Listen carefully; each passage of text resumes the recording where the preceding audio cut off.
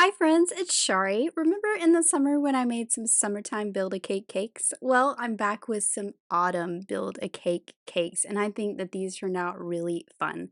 So the first cake I'm going to start with is what I am calling the Woodland cake.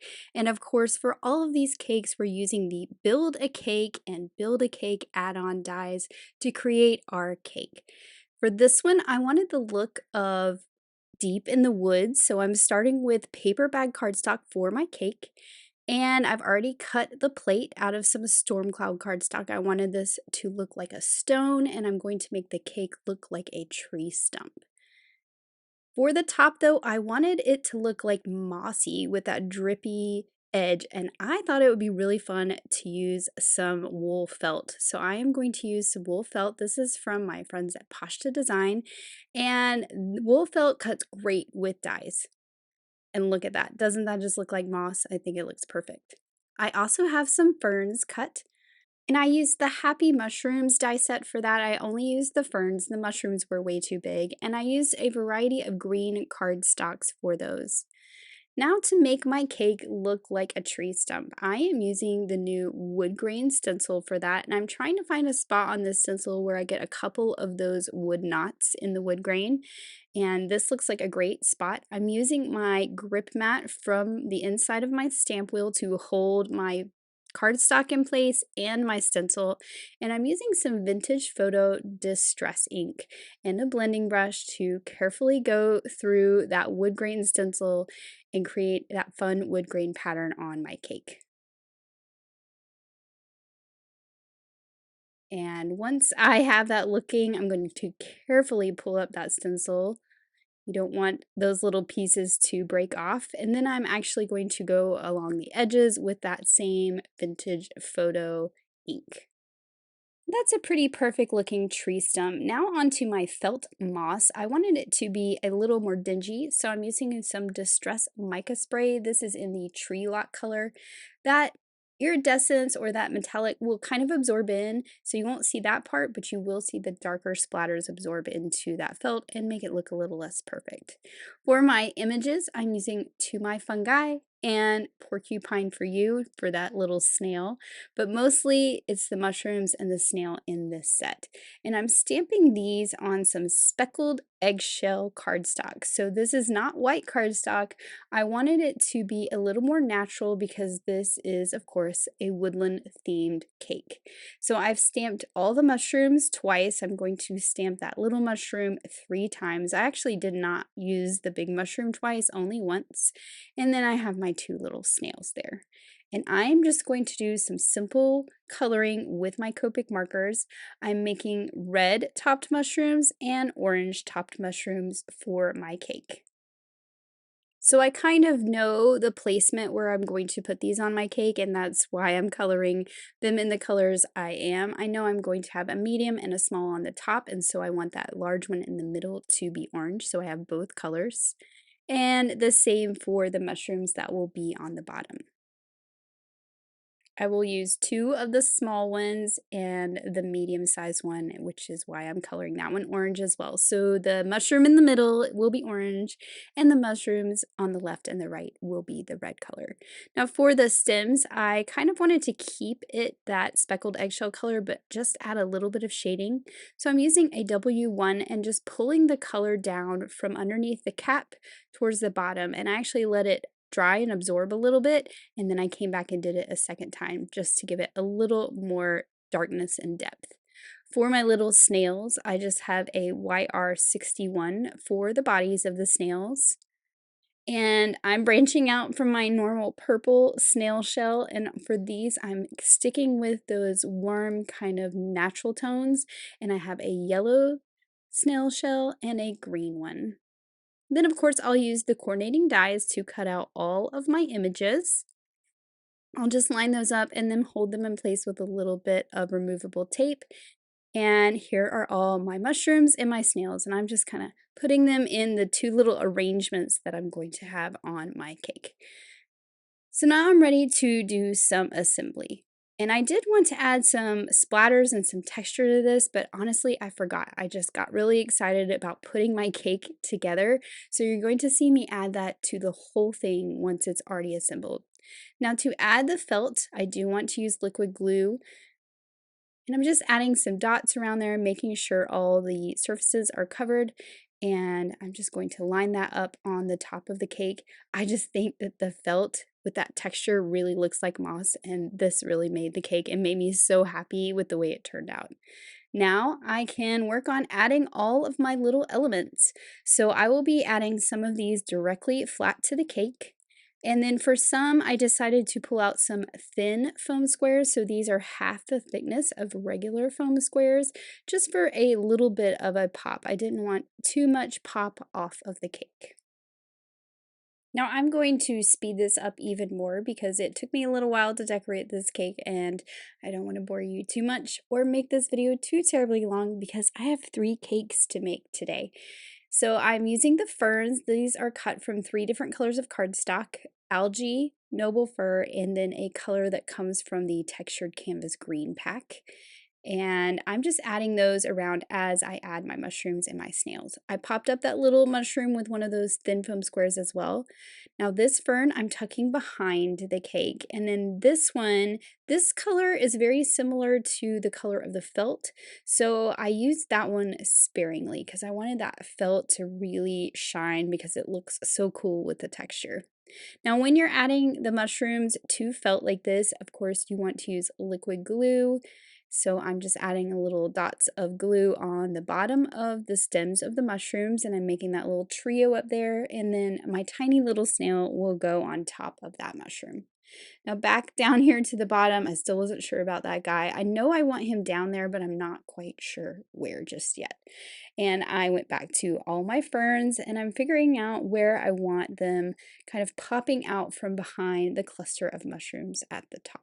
The nice thing about these ferns, some of them are really big and huge, but you really only need the end, so you can trim them down to the length that you want. It really kind of sets the scene to have this greenery, and it really feels like decorating a cake when you start adding all these things, kind of tucking them into the cake here and there. So now I'm back down here to the bottom. I'm going to add one of those little ferns, and I think that's the perfect place for my tiny little mushroom.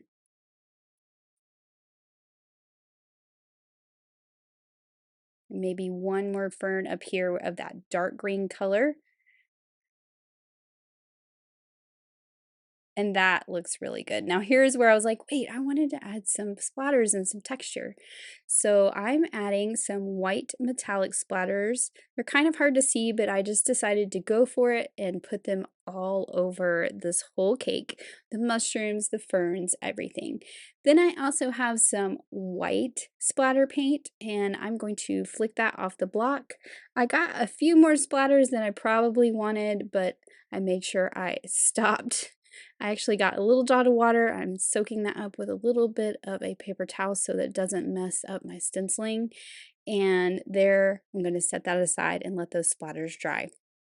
Now for the background, I wanted something that sort of looks like a sky, but these deep teal blues, and I thought this bottom corner of the watercolor, which is 12 by 12, was perfect. I like that kind of dark color in that bottom right corner. And I cut a frame out of paper bag cardstock that matches the cake. And that is going to look great with this cake. But I wanted to do a little work to the frame in the background. So for the frame, I'm taking that same vintage photo ink, and I'm just kind of going around here and there so it is less perfect in color. You can see I have some dark spots and some light spots. And then for the background, I'm adding some of that white splatter paint, just a few drops around. It's really not a lot. I just wanted that texture to be continuous in the background too. So I'll set this aside and let those white droplets dry. For my sentiment, I'm using Henry's Build a Sentiment Fall, and I am creating this sentiment that says, "Thank you so mush," because we have some mushrooms, right? So I love that you can make kind of your own sentiment with these sets. This I'm making a different kind of sentiment banner. I'm going to make a vertical fishtail banner. So I've stamped "Thank you so much." I'm going to trim this to the right width, and then it is a little longer than I want it to be. I wasn't quite sure where I wanted that fishtail to be, so I'm actually just going to sketch it out with my pencil. It's going to be a nice wide fishtail, kind of flat.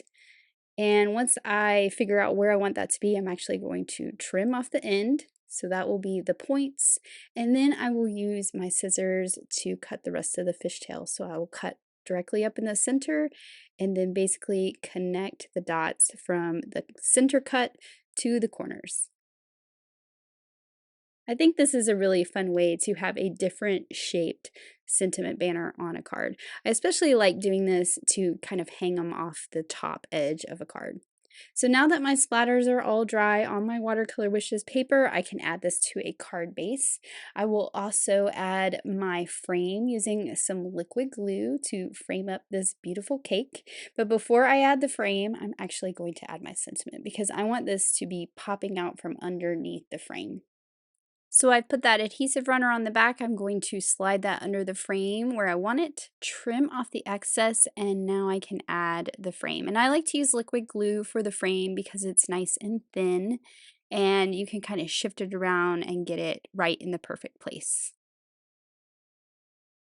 Now to add my cake for this one, because I have these thin, kind of delicate ferns, I'm just adding the whole thing to the card with some liquid glue rather than popping it up and having to deal with those delicate ferns maybe catching on stuff. I just want it all to be stuck down. But because I have some elements popped up with foam, I also have that felt which has some thickness. I'm actually going to add a thin foam square behind this snail at the top because it's on the felt, so it's actually popped up a little bit. So I do still have some dimension going on with this card with some of those elements that I added.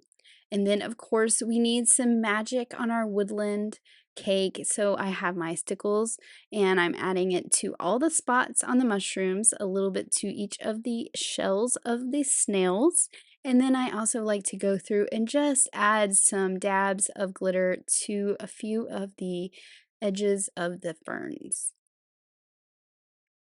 And then here is that finished woodland cake. I just think it turned out so cute with the mushrooms and the mossy felt, and I just think it's adorable. Next up, I am creating a what I'm going to call the autumn cake. So of course I'm pulling out my pieces from the Build a Cake die sets that I'm going to be using. For this one, I'm using some of the more decorative pieces. The first one was a bit rustic. This one's going to be a little more decorated. For the cake body itself, I'm using some spiffy speckles. For the cake plate, I have some paper bag cardstock. For this little detail across the bottom, I'm actually using some of the favorite flannel fall. And you're going to see me use some of this for the decorations as well. And then for the top up there, I'm going to use some green watercolor wishes. I thought that this was some really bright, beautiful green grass, and it's going to look perfect on this cake. So these are what it's going to look like. I also have some leaves cut from the fall leaves border. I cut the individual leaves from a variety of textured canvas cardstocks in oranges and yellow.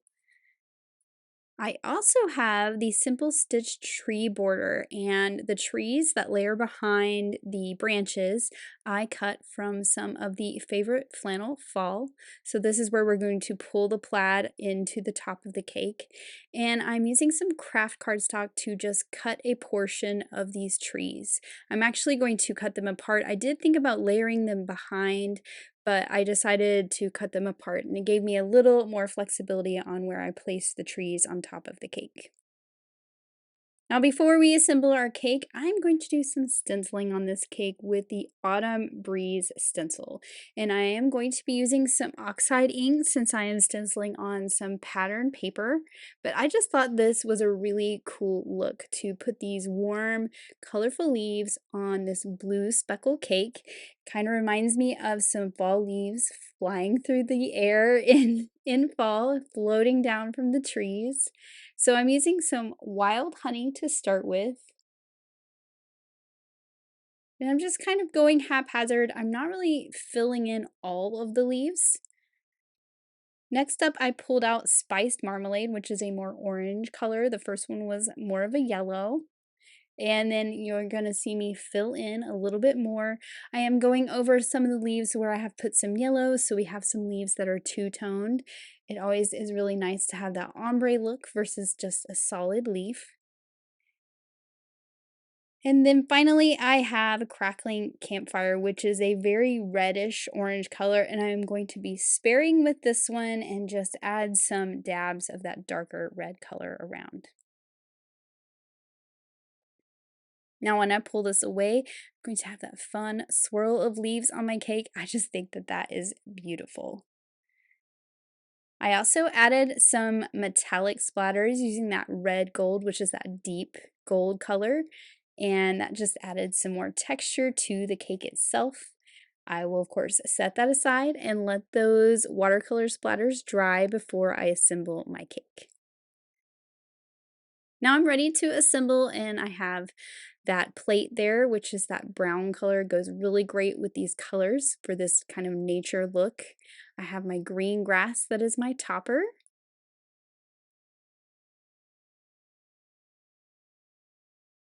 And then I can add my little plaid icing at the bottom. And I really like how the colors in this match the leaves that I stenciled, and it kind of blends together down there. Now for my trees, I have one of each of these colors. I have an orange tree, a green tree, and a yellow tree. I did not want them all exactly the same. I wanted to pull in all those colors of fall onto this cake. So I am layering these tree pieces behind the branches just by adding a little bit of liquid glue on the back of the tree itself. And then like I said before, I ended up cutting them apart. They're going to stay in the same arrangement as far as which color is where, but the tree trunks are very short and I wanted them to look a little bit taller. So I'm actually just going to cut them apart so I have a bit taller tree trunks here to work with. And I also pulled out a little dough ink and just a small blending brush just to darken up the bottom of the tree trunk. I could have also darkened up the top too, but since they're already glued together, we're just going to do the bottom. And then I'm adding each of these with a little dot of liquid glue on the back of the trunk,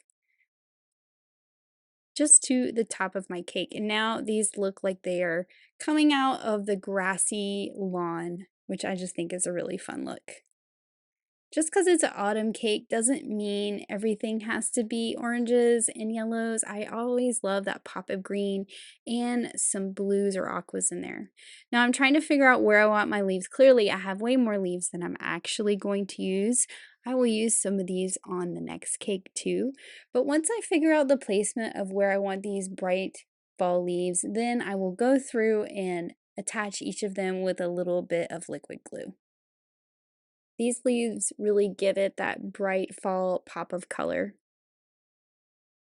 Now I felt like my green grass needed a little bit of texture in there, so I just pulled out a matching Copic marker. I'm adding a line across the edge, some little dashes to look like grass, and I also went over that scallop detail a little bit. I will add some glitter to this as well. For the background, I'm using yellow spiffy speckles paper, and I cut that with the largest of the outside in stitch rectangles. When I laid my cake on it, to me, even though there was the speckle texture in there, it was still very plain. So I am again pulling out that Autumn Breeze stencil.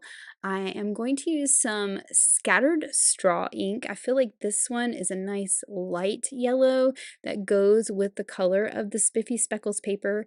And I am going very light-handed with this ink and adding some leaves just to the corners. So I'm just checking to see that it wasn't too dark or if I needed more ink. And this is going to give me some nice texture in the top right corner and the bottom left. Now when I put it in the top right corner, I did get a little bit of that swirl up there on the top, and you're going to see me add that to the bottom as well when I pull this away. I'm just kind of framing up the cake with some stencil leaves. And since we're doing more tone on tone, this blends into that background really nicely and it's going to look beautiful. Now, once those leaves are on there, I actually went around the entire panel with that same scattered straw ink to darken it up. I love doing this to the edges of panels. I really think it makes it pop and it makes that stitching detail really stand out very well. I just like that kind of dark around the edges going to more light in the middle. And I think that looks beautiful. So let's add this to a card base. And I have a cream colored card base. I thought that this matched the colors in my card a lot better than a white colored card base. So I'm just centering this up and we have that nice mat around the sides from the cream card base. And I thought it would be fun to add a little texture and embellishment to the cake. Instead of wrapping the twine around the card, which I know I do a lot, and tying a bow and then putting my main image over top, I decided to wrap it around the cake and tie a bow, which I thought was a really fun look. It was like tying up a present. So I used some latte twine. I wrapped it around about 4 times and then tied the bow over to the right so that it was away from those leaves that are over on the left. And once I get that bow looking like I want, I will just tighten it up and trim off the ends. I did later on, which you don't see in the video, add a little glue dot behind the bow so that it didn't shift around any. Now for the sentiment, I have that Henry's Build a Sentiment Fall. I am going to spell out the sentiment that says beautiful greetings. I just think that that is so fun. And I'm stamping this on a stitch banner that is cut from some speckled eggshell cardstock. I have already put foam squares all over the back of my cake, and I'm also adding some to the back of my little sentiment banner. This is going to go along the bottom.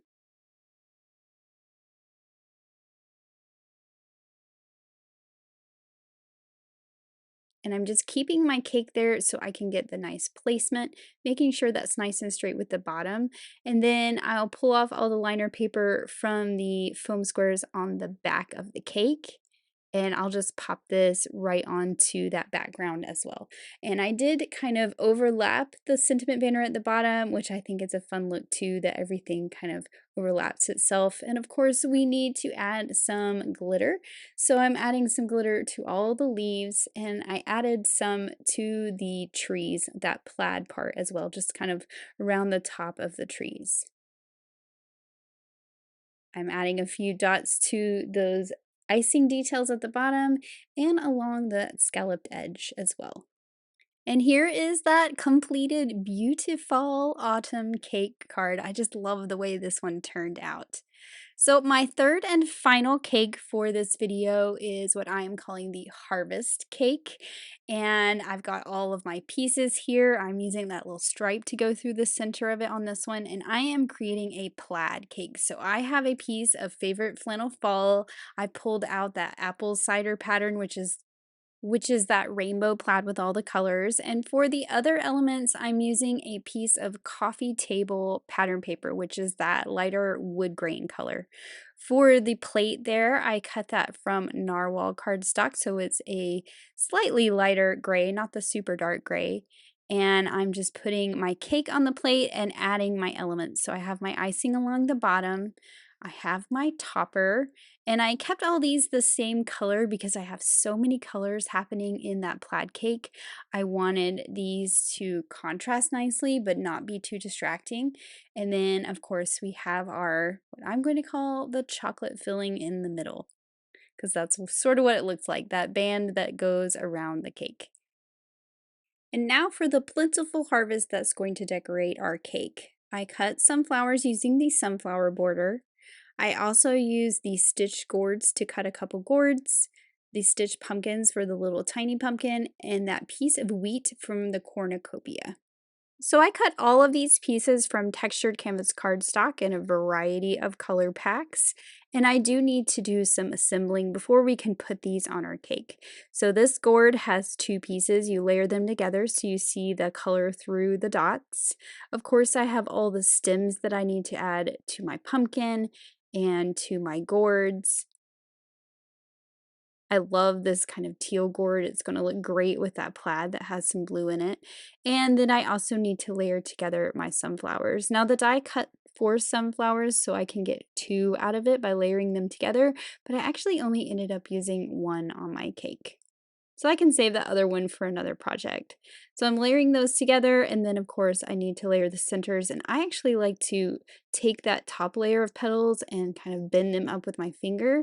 I think it gives a little more dimension to these flowers for those top petals to kind of stick up a little bit. So now everything is assembled, I can start to decorate my cake, and we're putting these big gourds, that big yellow one, and the little pumpkin on top. Then the blue one is going to go down here towards the bottom, and that is going to be our kind of focal points. So those are our big pieces. Now we can start to fill and tuck in the leaves and the sunflowers. I am going to use a foam square and pop this sunflower up so it has some nice dimension on the cake. And then these are the leaves from before. I did add in a pinky red leaf to my collection of leaves. I kind of like having all these leaves just ready to go on my desk. But I added in that pinky red because the yellows and the oranges I used previously are the same as my pumpkin and my gourd. So I wanted another color in there so that I didn't have two of the same colors right against each other. I also have the wheat. I cut some from craft and some from a dark green color. I ended up using mostly the green because I liked that pop of color over the craft. And I think these are so much fun to tuck in places. I actually did use one of each here at the top so that I didn't have two of the exact same color right beside each other. But these are just so fun. They kind of act like the feathers or the ferns I was using earlier, and they're great to tuck in and kind of flare out from an assembly of images. So I am gluing these to the back of that big gourd so that they're kind of sticking up behind the stem, and I really like the look of that. And then I tucked one more leaf in here. I just felt like it needed another little bit of yellow down here at the bottom. And then I think my cake is ready to go. So now I need to move on to my sentiment. For this one, I'm using that same Henry's Build a Sentiment Fall, and I'm stamping out Happy Fall, y'all. And I'm putting that on the far right of a stitched banner cut from craft cardstock because I'm going to make this into a little flag coming out the top of the cake, which I've done before, so I'm going to show you how to do that again. But for the background, I thought it would be fun to use the white wood grain cardstock and create a shiplap kind of panel. And I really love doing this with the stripes backdrop. So I'm going to cut this wood grain. I'm keeping all my pieces in the same order that they cut, so all my wood grain matches up nicely, which I think is really fun. And I'm going to put this onto a card base. So I have my card base, I'm putting adhesive on all four sides and through the center, and I am just going to go from the top to the bottom and realign these slats across my card. And now we're going to have that fun kind of shiplap wood grain texture for our background. Now I did feel like this was a little too bright white, so I want to kind of tone it down a little bit. So I'm using Distress ink in Lost Shadow, which is very pale gray. I'm being very light-handed, and I'm just kind of dinging up the whiteness a little bit. So it's got some shadows in there, and it's not quite so bright, bright, bright white. I also felt like it needed some texture, and I have done this technique before on a card, and I think it's really fun to stencil on the wood grain. I'm using bundled sage, I'm pulling in some green. I did try a background with the big leaf backdrop or background, and it was way too much. So I'm back to my autumn breeze stencil because those little leaves are just perfect, and I'm being very light-handed with that green. And again, just like on the yellow one, I'm just doing the corners. I don't want the whole thing. I just want accents on those corners, and I think it frames up the cake just so nicely. I was a little heavier handed with the leaves I did in that top right corner, so I'm realigning my stencil and I'm just going to add a little bit more to the bottom so it is nice and even and they look the same. And I just think this is such a fun look. These stencils that are peeking in from the outside, it looks like a mural painted on a wood wall, a wood shiplap wall. I'm adding some splatters of metallic. I'm trying to keep my splatters to those two corners where I stenciled rather than doing it all over and leaving no splatters in the middle. I added a light gold rather than one of those bright yellow golds, and then I'm also adding some of the white metallic. This is a very subtle shimmer on this one, not so in your face because that cake is really bright and colorful. So I'm going to let that dry and go back to my little sentiment banner. I have a toothpick, so nothing fancy, just a toothpick from the kitchen. I'm folding that banner around the toothpick, and this is going to look like a little banner stuck in the top of our cake. So I'll add a little bit of adhesive on that little flap on the back, wrap it around the toothpick, and then make sure it's nice and stuck together. And now I have this little flag banner to go out the top of my cake. I just think this is a really fun way to add a sentiment to these big, beautiful cakes. So I have foam squares all over the back of this cake. I will pop this on to my background and making sure it's in the right spot for that sentiment at the top to have enough space. And then I will also add some foam squares to the back of this little sentiment and then tuck that toothpick down behind the gourds and it'll look like it's coming out of the top of the cake. Now I thought it would be fun to add some pops of gold, so I have some gold gems and I've just kind of sprinkled them around. Once I figured out their placement, I'm just going back through and picking each one up and securing it with a dot of liquid glue. And then, of course, we need our glitter. So I've got that stickles. This time I'm actually using unicorn stickles instead of stardust. Unicorn stickles have a little bit of a yellow tint to that glitter inside, and I'm just adding a bit of glitter to all the elements on my cake. And then here is my finished harvest cake with all those pumpkins and gourds, leaves, sunflowers, all the things we find at harvest time. So I'm going to bring back in my other two cards that I created in this video. So we have our autumn card and our woodland card, and I just think these give all the fall vibes. I love how they all turned out, and they are so fun to decorate and to come up with fun ideas for the Build a Cake die. So I hope this has inspired you to look at your supplies and your stamps and think of some fun autumn cakes that you can create. Thank you so much for watching. Have an amazing day. Bye!